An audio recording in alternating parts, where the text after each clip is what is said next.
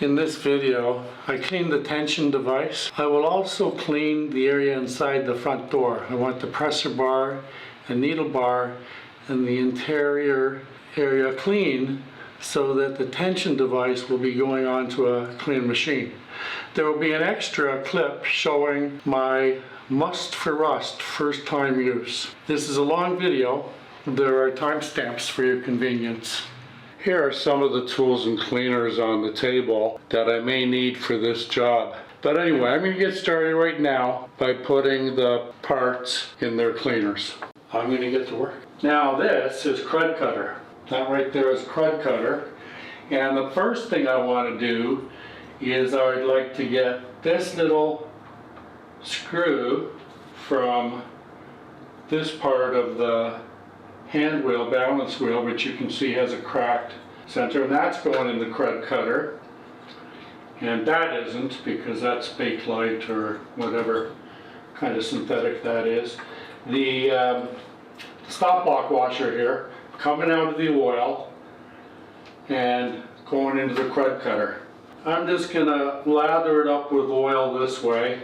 We're going to dump some oil in from this end. We've already done this big cavity here from the other side. Well, looky there, it's coming right off. And you know, the thing about crud cutter is that it's non-toxic. I don't like the smell, and I don't like having it on my hands. So now, I have changed the soapy water. It was getting quite grim. This shrimp skewer here, this would be another good device for getting in there with a little piece of blue shop towel or whatever.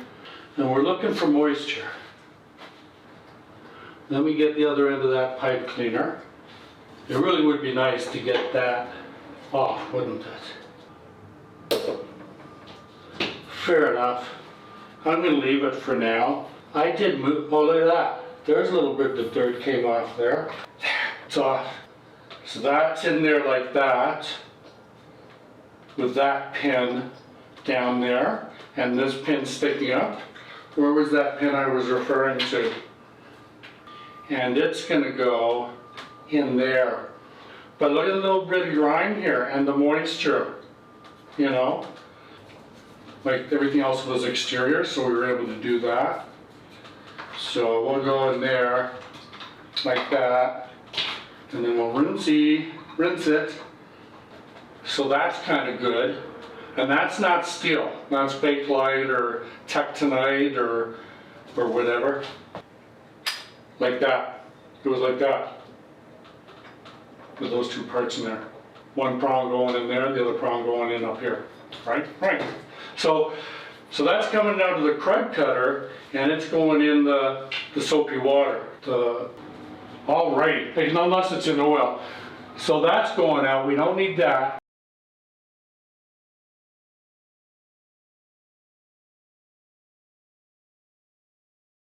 Well, that's simple enough. But it was interesting to see how clean they came.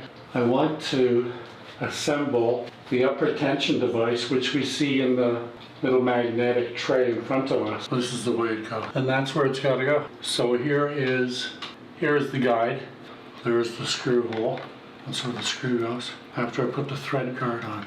Wow, was that ever difficult? Okay, I have the pickup lever in the up position. And that is so that when I insert the stud, which will have the pin inside of it, it will keep the pin forward so we can see it line up with the rest of the machine. So the dull end goes in like that, and so that is pressed as far as I can press. Try and insert that, and of course that slot needs to be horizontal like that. Actually, I want to take the screw out now and wipe it off. This is wet with oil, and I want it to be dry with oil. I have one of these little things, so the guide and the guard are on. Okay, I'm going to insert this tension stud, and we want the slot to be horizontal. The pin is already in, so that goes like that. And then here I have the assembly, which is the 3 discs and the check spring. So the post is already on. I haven't tightened it in there. I've just put it in there and it's sitting, and there's the check spring, and it has that little tab that turns, and that's the way that goes on, like that. And next are the 3 discs and the thread guard. So there's the 3 discs and there's the thread guard.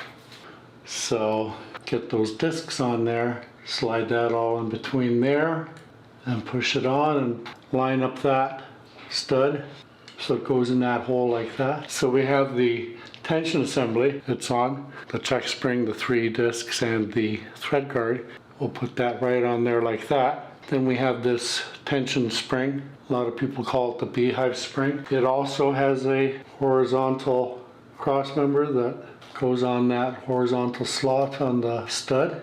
And then we have the stud stop washer, lock washer, that goes on. Then what we have is, it's actually we have what goes on next is the number indicator. And then this is double threaded flange stud kind of thing. It's threaded inside and outside. And I'm gonna, whoopsie daisy, don't pull everything out, Jebb. Geez, it kind of twisted on me. That's what happened there. Oh dear. Oh, geez, I'm losing parts all over the place here now. Okay, we're stable there like that. And now we take this threaded little stud screw and screw it on. It's threaded on the inside and the outside. Just a second, let me make sure everything's all lined up still. It is. So that's how I want that to go on there. And then the number dial goes on. I like to have it right around there between the, let me see where the slot is.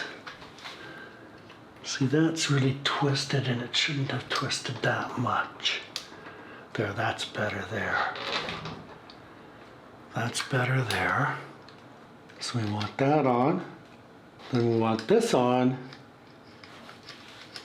And I'm kind of centering the 9 and the 0 on the little plastic stud on the inside. And then there's this, I wouldn't call that a grommet, but that goes on like that.